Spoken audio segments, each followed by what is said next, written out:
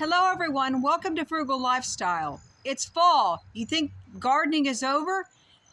No, it isn't. Even in 6B and further north, there's plenty you can do in preparation for the spring. I'll just show you what I do every fall to prepare the beds for next year, for the growing season. When I wake up in April, I want to see flowers. I want to see beautiful greenery coming up. And here's what you can do to make sure that happens. This garden bed, I do not want to grow vegetables in. We had tomatoes, I believe they were cherry tomatoes, volunteers. Well, I don't plan on doing that next year. I want to make sure I pull up those little volunteer tomatoes because I want to keep this more of an herb flower garden. I just removed some zinnias that died. I saved the flowers for drying to save the seeds for next year. And I tilled some ground through here where I'm going to plant tulips and other kind of bulbs. So that's what I'm working on right now. I'm going to be removing some weeds. You know, you just kind of do some garden cleanup. And you think ahead of time about next year.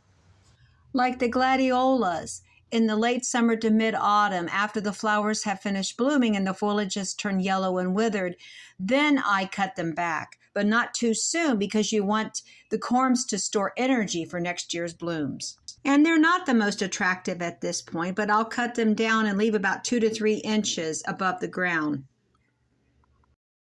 In this space, I cleared out the weeds and I prepared the soil for fall planting of perennials and bulbs. So now it's time to plan and envision what we'd like to grow for the spring. You can plant small bulbs that will come up next year, like crocuses. And of course, there's other bulbs like Dutch irises, grape hyacinth, and tulips that also provide greenery and burst of color throughout the garden. And because the ground is already tilled when I planted those asters and I'm going to plant bulbs, it will be easy to work in the spring. Here's a garden bed where we grew lettuce that we harvested a while back. This is perfect for garlic because I planted it 2 years ago and it was amazing here. This past spring it came up in another area where I had planted it last fall and it did not do as well. So I have been working on composting this, and I have topsoil I'm going to add to it to enrich the soil, and I'm going to put a little bit of compost manure because I want the garlic to get really big. So we're going to be planting garlic. That's one of the first things we're going to do, and you can do that in the fall. This lemon balm, this is a small space. That lemon balm is taking up space where I could be growing other vegetables, like maybe another rhubarb plant could go right here. So I need to pull out some of that lemon balm because we have way too much. This is not something I planted. It was already here. It came from the neighbor's yard, actually. It's very invasive. I'm going to be removing a lot of this lemon balm, but I want to use some of it also. Lemon balm is great for tea. It's soothing and it's supposed to help with stress and anxiety. It's also used as a mint for garnishes on desserts and seafood. So that you can do in the fall also. You don't have to, all of this doesn't have to go in the compost pile. We can use quite a bit of this lemon balm. Now back here I have a garden that I had lots of herbs through here. Cilantro and dill and vegetables like kale. I have flowers, summer flowers that were growing through here, black-eyed Susans. Now this garden is partial shade, but we're blessed that the flowers seem to grow very well here. Most of the flowers do. But to grow like zucchini or anything like that, it does not work. It does not work. There's not enough full sun in this spot here. My idea is to add some more soil and compost to this, and I think I'm going to plant some spring bulbs here because it is pretty bare, and I would like some cut flowers for the spring for bouquets. We have a strawberry patch back here, and I'm hoping they come back up. I believe they will. We've had strawberries here for 3 years. We haven't had a problem. And I planted squash and pumpkin along with them. And they're not companions, but they seem to do all right. To give the backyard some inspiration, I might plant some. I was thinking about planting the daffodils back here because I have some daffodils right there that come up, but they're miniature daffodils. And I think I would like larger ones. So this spot right here, I know for a fact there are not any strawberries. And this was where I had a pumpkin patch. I'm thinking about planting bulbs. It will not matter if there are bulbs underneath the ground when if I decide to grow squash or pumpkin again. They can be planted right on top of those bulbs. It will not be a problem. I'm going to add some more topsoil and some compost, going to enrich this soil, and maybe put some of the compost around the strawberries after I clear this out better. First thing I need to do is to prepare the garlic. I have a large garlic bulb. This was the best one I got out of what I grew this past spring. The other ones were much smaller, maybe even, this may be twice as big as the others. Oh boy, so this one did really well. This is the garlic I chose for growing. I need to break this into garlic cloves. All right, I've been preparing the soil here. I added some topsoil to the soil that I already worked, and I added compost to this. For a couple months now, I've been adding compost here. Eggshells, coffee grounds, and kitchen scraps, like tomato peels, banana peels, things like that. We're gonna get some compost manure over here in the wagon. Okay, I'm just gonna add a little bit because that's pretty rich soil and I have compost already, and I'm just gonna limit the amount I use because it's not necessary to overuse. I'm trying to be frugal here. It's not, compost manure is not cheap. Okay, I'll just spread that evenly and I'll start digging my little holes here. In this bed, I'm going to plant about 5. I have another area way in the back in the strawberry patch where I'm planting daffodils. I'm going to plant some garlic there also, but I have my holes dug. I got one right here.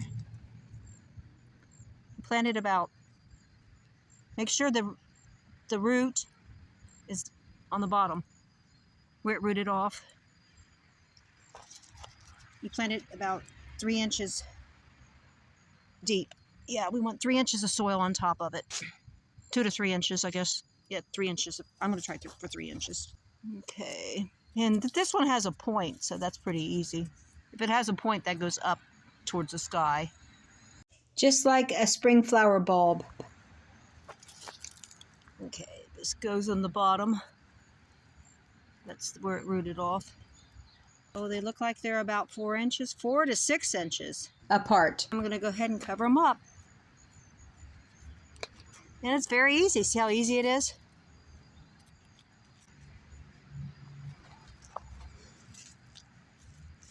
And we're done.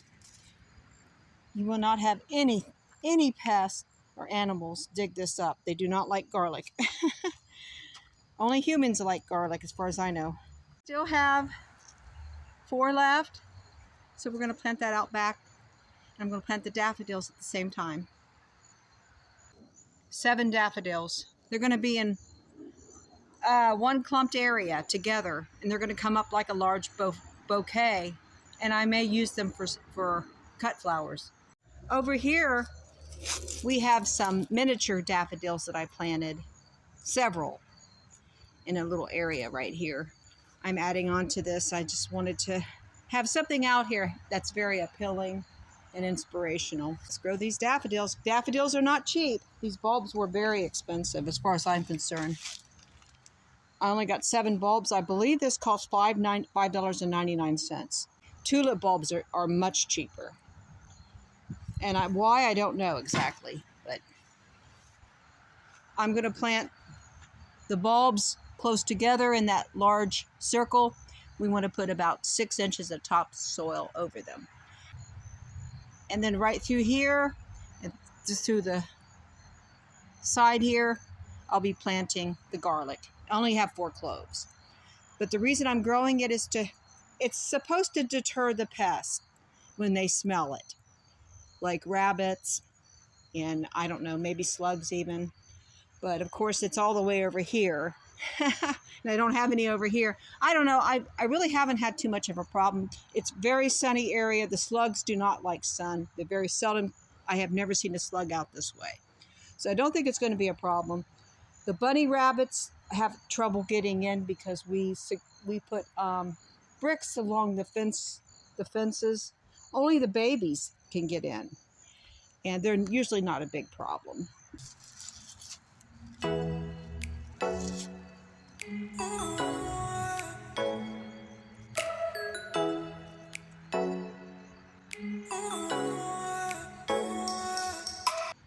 The pointed side goes up and the root side goes down.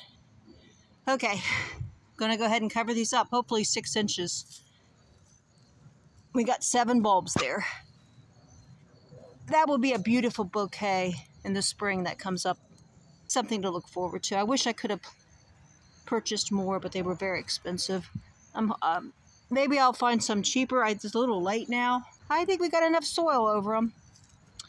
And animals it's like poison to them. They will not eat daffodils.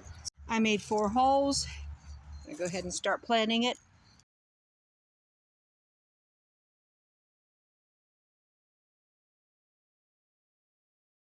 About 3 inches of soil. I may give it a watering.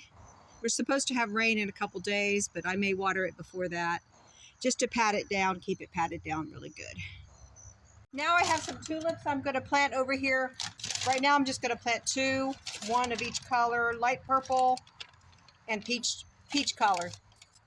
And I have tulips that will hopefully come back for next year.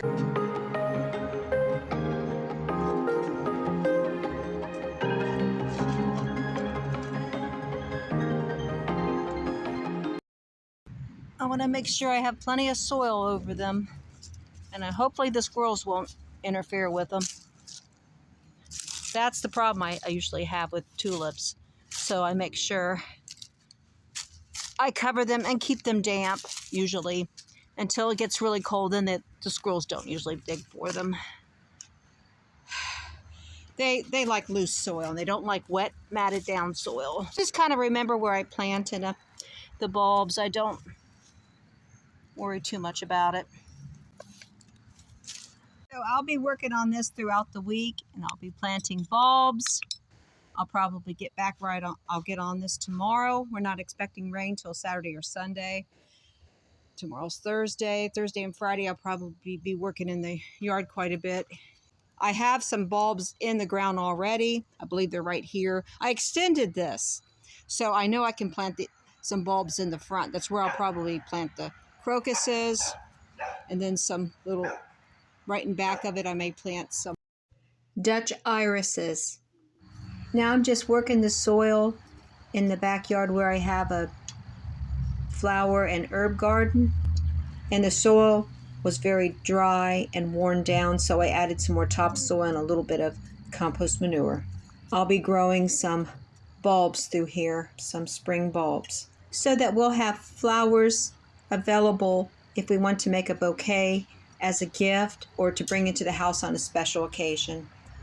I'm just going to grow flower bulbs in the front part of this herb garden. They seem to do best in the front. And then towards the middle and the back, I grow kale. You can see I still have some kale coming up. And I'll grow cilantro, parsley, and maybe a new herb. I haven't decided which one yet. Maybe some oregano. And it will take over, I know, but it would be nice to have some oregano. Now I'll show you where we have our compost piles. This is where we keep our largest branches and dead plants that we need to break up with the mulcher. And here's another area where we have yard waste and kitchen scraps, like eggshells, coffee grounds, and vegetable peels. Breaking up the corn stalks. We'll see how that goes. That's going to be an ongoing project, and I may not get that done before the end of the year. I may be doing that in the spring.